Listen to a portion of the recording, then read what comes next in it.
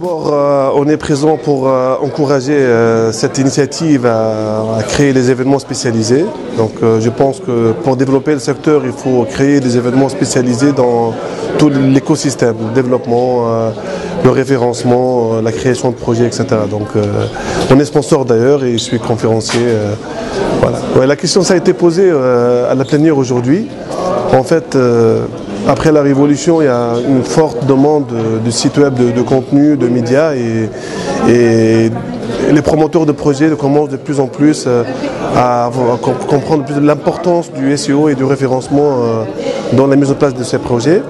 Je pense que d'abord, il faut avoir ces réflexes avant de créer le projet elle-même, donc pour elle-même créer le projet.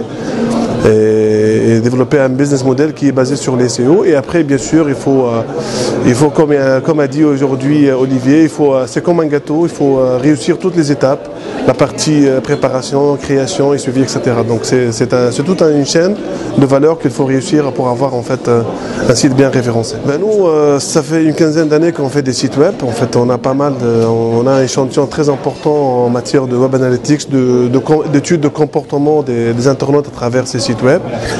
Et on a essayé d'avoir un échantillon représentatif pour voir le comportement des Tunisiens à travers des sites web. Donc le titre de la conférence, ça va être études des web analytics des sites web tunisiens. Donc on a choisi que les sites web tunisiens et on va voir par exemple quelles sont les résolutions d'écran les plus utilisées, le comportement en page vue, le comportement en durée et la partie mobile note, tableau note, etc. Donc ça va être intéressant, je pense. C'est pas l'objectif de la présentation.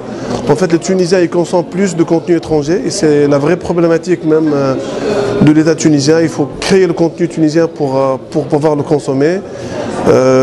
Donc la réponse est malheureusement on consomme toujours un contenu étranger. Le fait d'utiliser Facebook plus qu'1 heure par jour, donc c'est un contenu étranger. Et notre étude s'est focalisée sur en fait les comportements des internautes qui ont déjà consulté des sites web tunisiens.